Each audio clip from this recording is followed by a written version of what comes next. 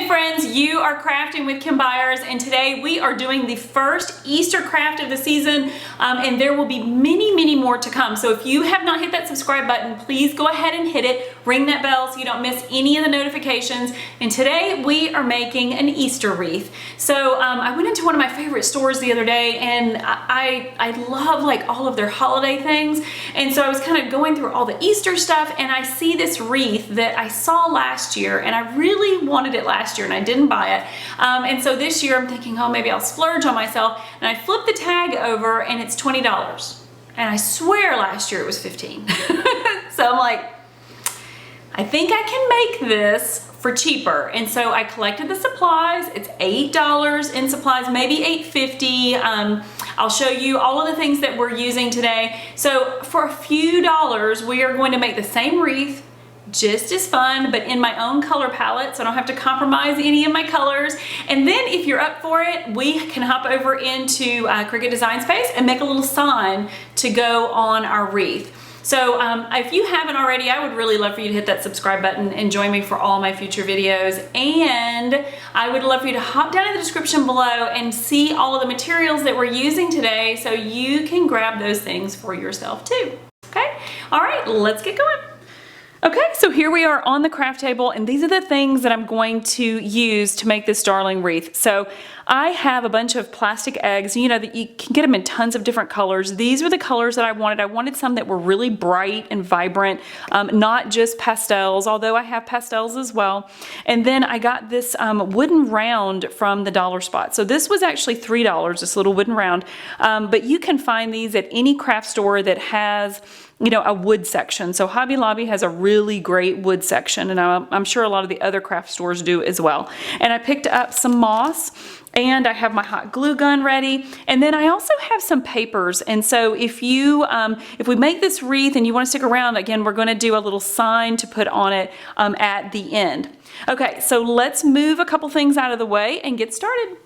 Okay, so we're going to now start applying our moss to the round. And the thing is we want to put some moss on it, and then we're going to use that moss as the base to be able to attach our eggs. But the thing is we also want to make sure that we save enough back so that we can fill in any dead spots. So what you want to do is you just want to take your hot glue, and we're going to kind of be messy with it. We don't want it to be perfect, and you want it to be somewhat flat. You don't want it to be too bumpy. So we're going to place some hot glue on the back of our moss, and you're probably going to have to do little sections at a time. And don't burn yourself like I just did. So we'll put that off to the side, like a little string there. And so then kind of like you could even add it to the wood. And then just barely, there we go. That's probably a more effective way. And again, it does not have to be perfect. And that moss is going to stick right to that hot glue. And you don't even have to cover it in all of the spots, right? So we're just going to, again, be kind of messy with this and pull. You can even take your moss, pull it apart a little bit to kind of widen it out. So then we'll put some hot glue in this area. And we'll tap our moss down. So then we just keep working our way all the way around.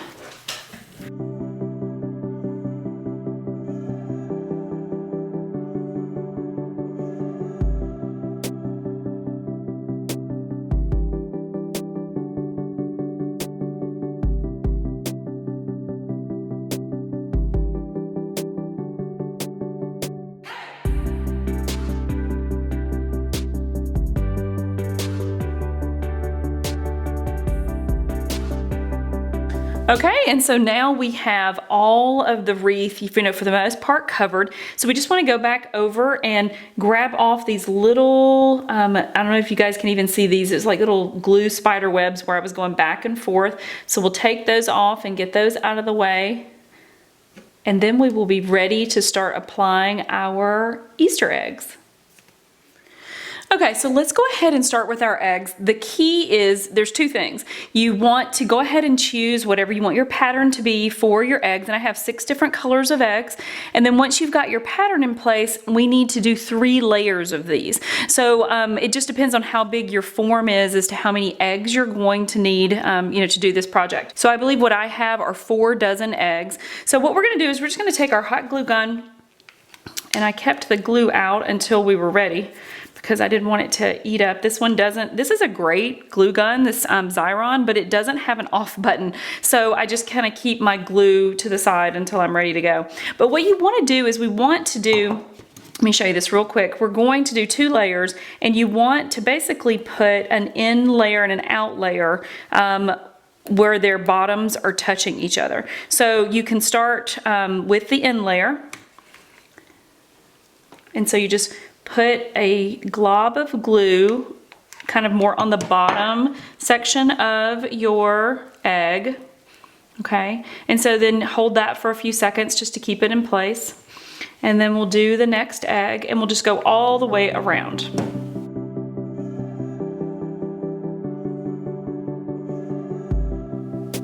Okay, now that we've got the first layer down, and a little trick to help you kind of keep things center, and these aren't going to be perfect, so do not fret about that so much, but you see the center line of your egg? That's just a good tip whenever you're putting together one of these egg wreaths. You can kind of use that to make sure that you're, the same adjustment out, and you just want to make sure that, you have a nice circular interior. So the next thing we want to do is take the second set of eggs, and then we're going to place them in between these 2. So don't worry, we're going to fill it all in, but we're going to put it in between these 2, and just make sure that if you have like the mint green is farther away than the other 2, so that you keep a good mix of color.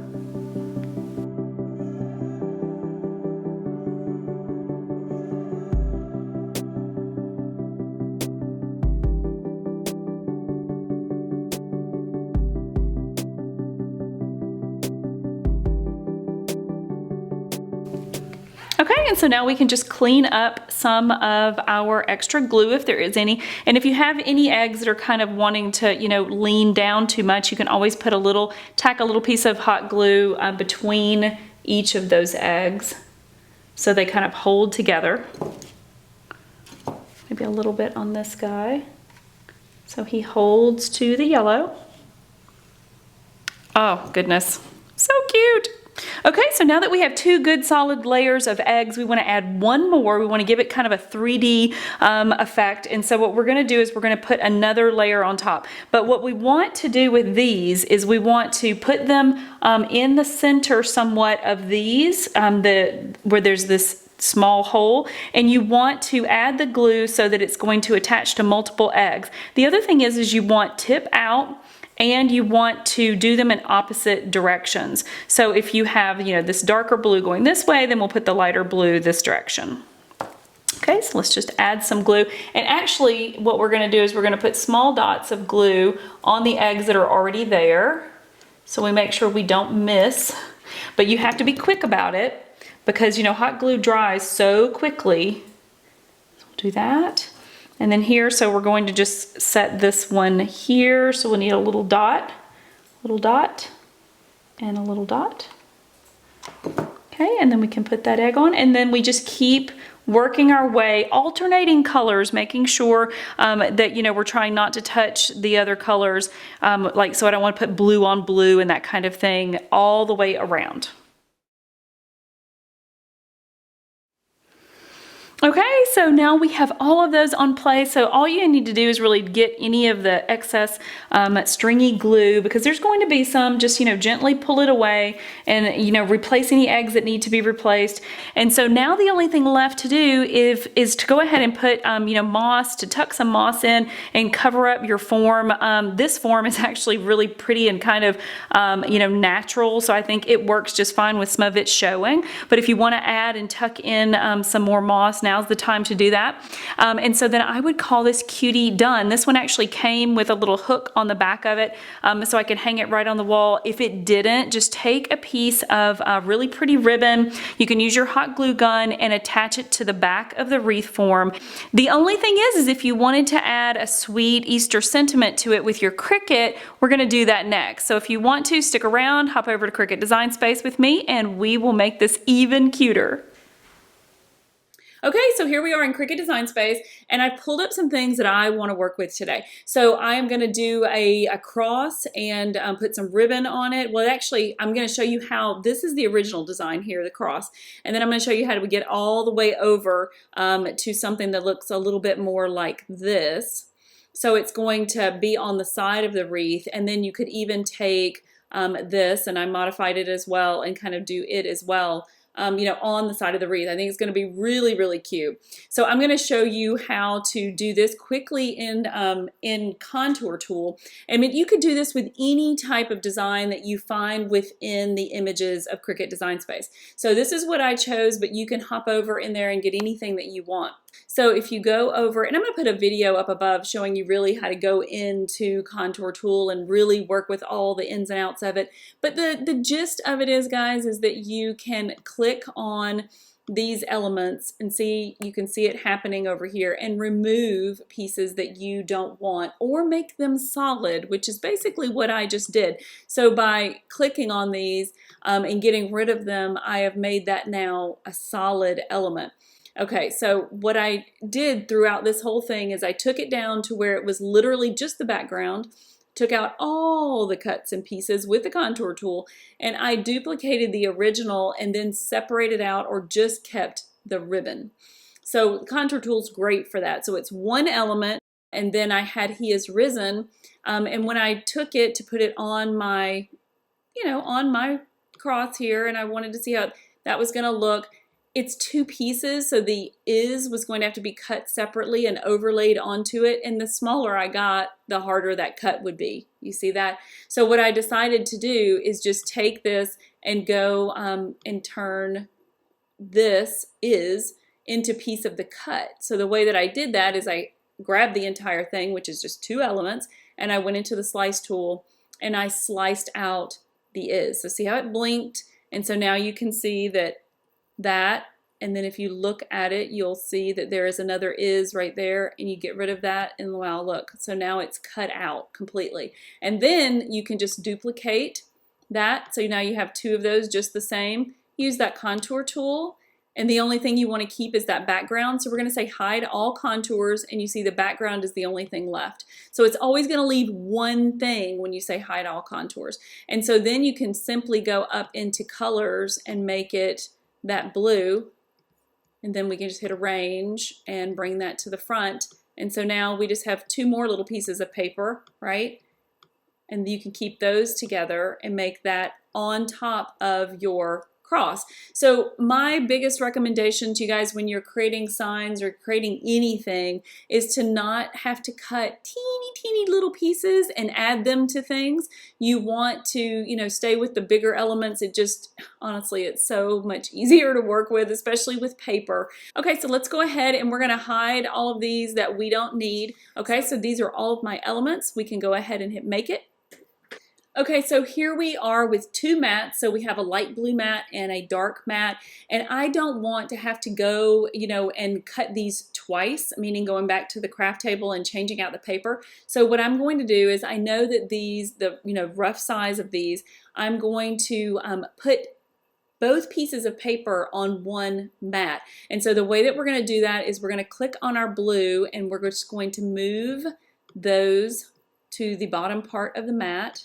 Move this over. So we'll put that cut in that corner, and then we can even flip this cut and put it side by side right there, save a little bit of paper and be able to cut them at the same time. Let's go back up to our blue, and we're just going to flip that one as well, save a little bit of paper.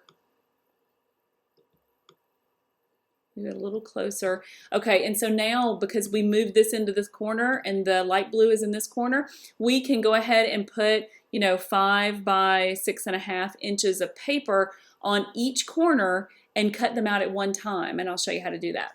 Okay, so our maker is attached, and so now we just want to select our base material. We're going to use heavy cardstock, and let's head to the craft table.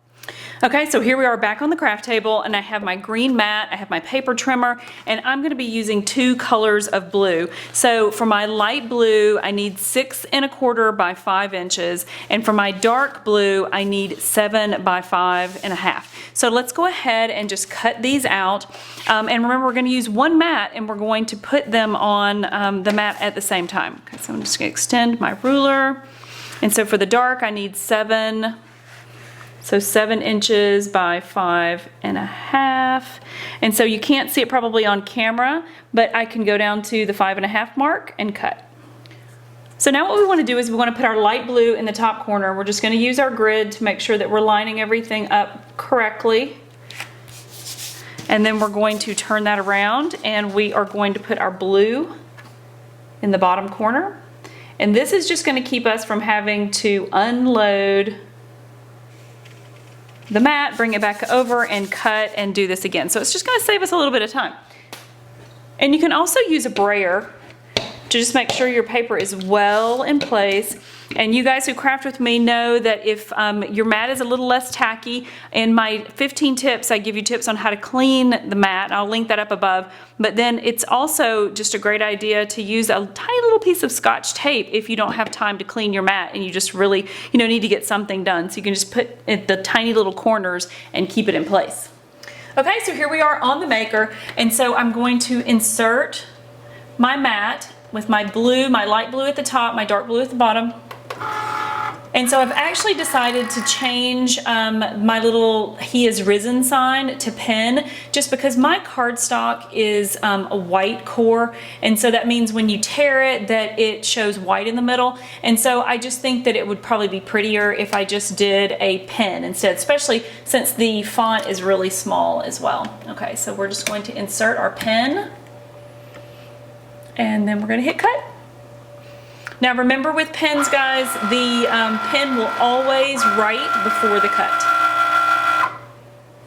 Okay, so my light blue has finished. I'm just going to unload. Now this is just a tip for you, but if you unload and then reload it, it's going to go down and cut the blue, which is what we're going to do. But if you just hit the cut button again, it would run over everything that you just did a second time in perfect precision. So like if you didn't think the paper cut out well, you could always just hit the Cricut button one more time and it'll cut the whole thing again, but it'll also draw it again. So if you have to do that, just take the pen out and then it will go back and cut everything. But we're going to take the pen out because I don't want it to dry out, and then we're going to close that, and then so we're going to unload, and we're just going to reload that mat right back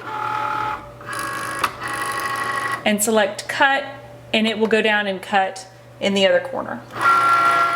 Okay, and so here we are back on the craft table, and so I have 2 blues and then I have my pen, remember? So because I chose the design that I did, it was more of an outline of the word "He is risen" instead of filled in. And so what I'm going to do is take, this is copper and this is gold. I was thinking about putting the gold in the middle, but I think I'm just going to stick with the copper. And we're just going to take that pen and fill in. Isn't that beautiful? Awesome. Okay, so now what we want to do is when you take paper off of a mat, you want to bend the mat.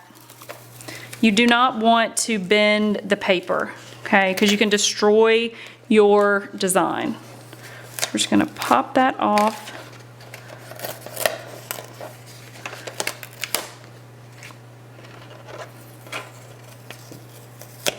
See what I meant about my paper having a white core? Do you see that? So we're just going to trim that away. It looks like I really need to get a new blade on my maker. I'm going to have to get that done. But so I'm just going to trim that off with a tiny little pair of scissors. Of course, your maker won't do that. It's just because I need to change my blade. And so we're going to pop each of these out and assemble our little sign. Okay, so I've popped all of the little pieces of paper out and I just laid them on top of the blue so I could, you know, keep everything in order. And then I have my little He Has Risen, and then I have these little things. I love these things when I'm working with paper. These are foam adhesive squares, and they are the best if you want to do like little 3D things. So what we'll do is we'll take these and pop them on the back of each of these elements.